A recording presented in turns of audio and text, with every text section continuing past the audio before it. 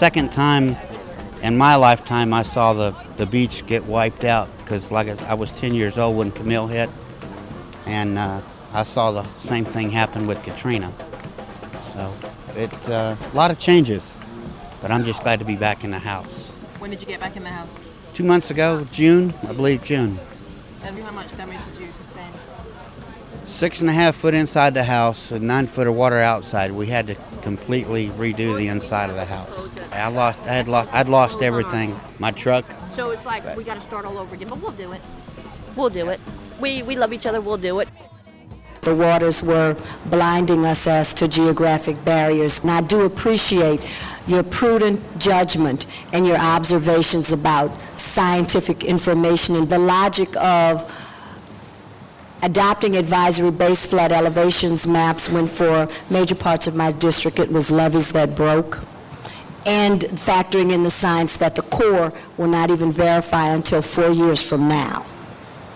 But my question again goes back to your comments about FEMA and the fact that they finally declared, I know after your tenacious arguments, they don't have a dog in this hunt. Well, they've not shared that with us. You know, nobody gonna write a policy to respond to this, because no one want to admit that they have failed. You know, the progressive community won't even admit that they have failed. They blame the government when it's all of our fault, the failure. You know, it's go beyond just government. Because if you're a progressive organization and you knew that certain things was gonna happen, then you should have still been able to respond. When the winds and the rain come, I'm nervous because, you know, we're not in a sheltered place right now. Right. You know, we're just here in a trailer 5 and anything could happen. Right now, I'm just hoping, you know, we can get in better position, you know, for my kids. And have you gotten any coverage, any subsidy from the government? No financial relief at all? No, but FEMA gave me $2,000. And insurance? $5,000, and my flood insurance, they gave me $17,000, and the rest came out of my savings. You have no outstanding applications for support? No. And I didn't have enough income to get SBA, because I'm on Social Security.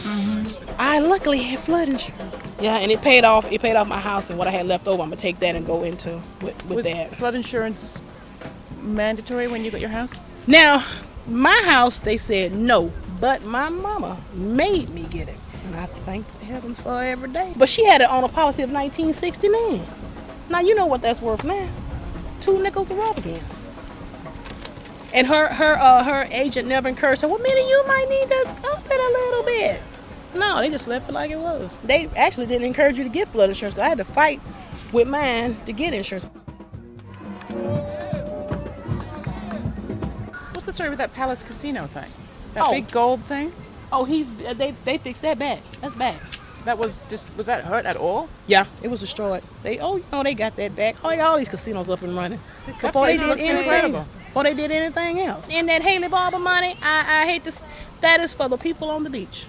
That's not for us. If I lived out there every day and I got up and sat on my porch and drank coffee every day, don't you think I'd get flood insurance? I'm looking at water every day. When that money is being dispersed, that money is going there first. Then it will trickle down here if we're eligible. But by us being the income we have, we're not eligible for it.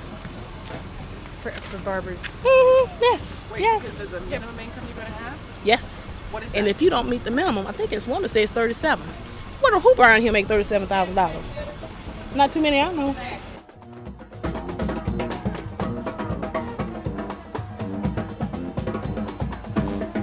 We are still without water on the north side of our community. People cannot put FEMA trailers there. And I am sick and tired of the city council brushing the issue off. So when the mayor is finished tripping over his tongue in the national media, and you all are finished passing the buck without answering us to why there's no water, when the city can spend $200,000 in downtown New Orleans, in the warehouse district, in the CBD to detect underground leaks and can't give us water on the north side of our community, it is unacceptable. Our houses don't need to be gutted out. All our houses need to be trash out. It need to be trash out because ours is still hard You can't gut out. You concrete. can't gut out cement. You can't even put a cement nail in our walls. So really, ours would need is shower down with some bleach in a towel and wipe down. But they keep saying that Katrina damaged the houses and all of that. Okay, so-called Katrina did this. Why is you tearing houses all around the city? All around us. Chicago, you tearing their houses down, so you don't want nothing public. Since the storm, I was in Washington, D.C. Then I come back home, I had to go stay with my mother. And there's nothing wrong with my house. I come here today to clean my house out. There's nothing bad about my house being cleaned out. Mop it and clean it, that's all. And throw some stuff away. I need somewhere to stay. I have nowhere to stay. Well, I got sick. By me having epilepsy, I already had another one this morning, a seizure. Just standing there and looking at it. I just need somewhere to stay. Hey, did somebody put you up to this?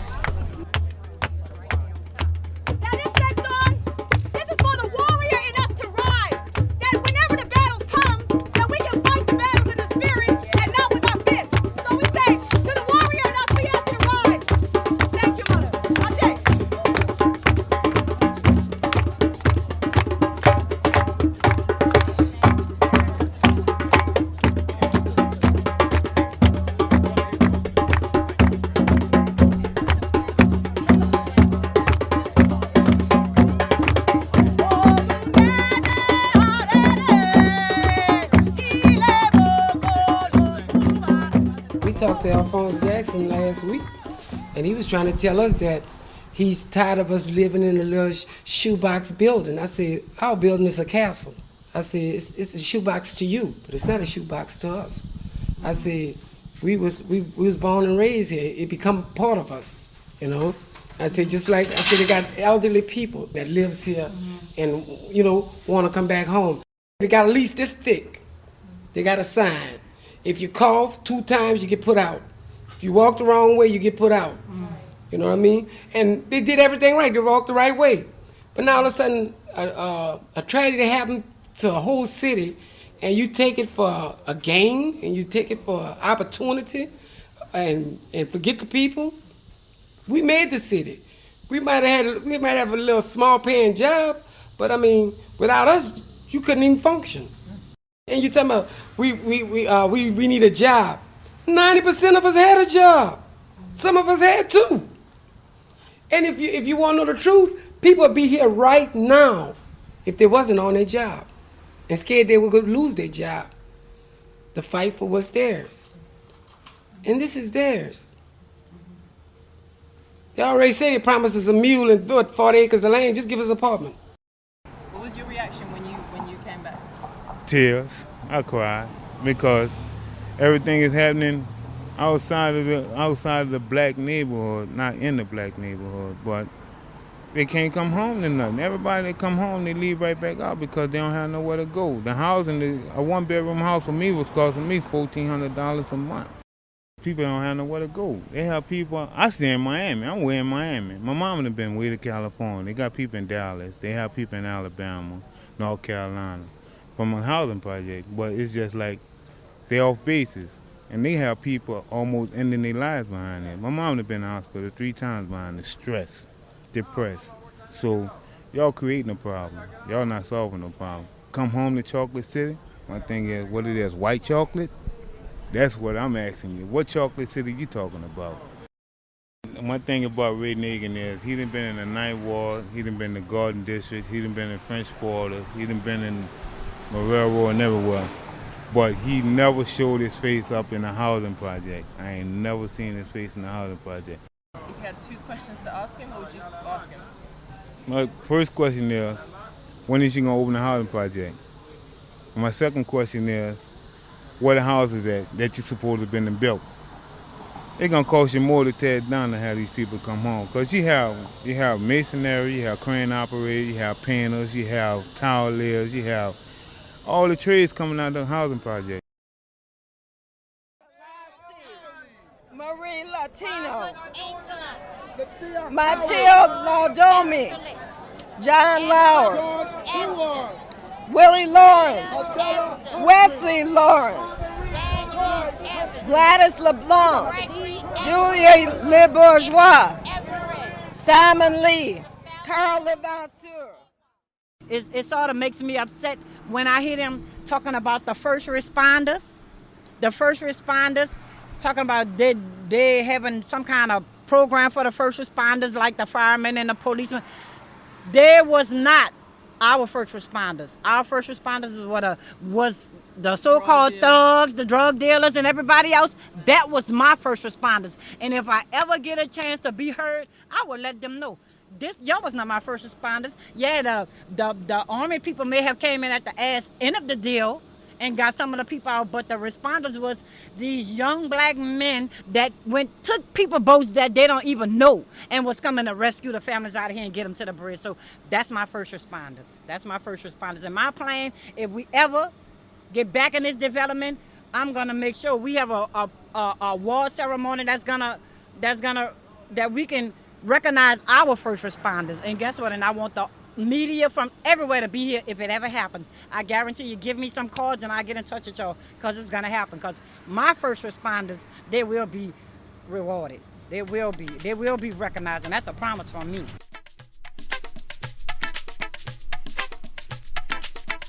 Talk, talk, talk.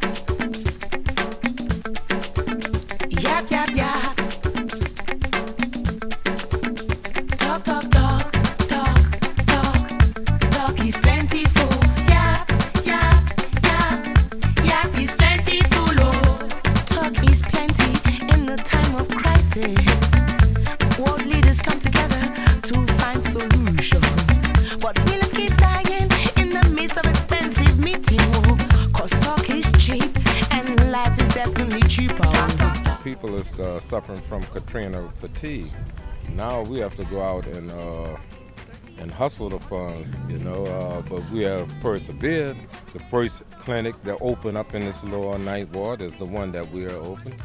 We have our clinic in Algiers is doing extremely well.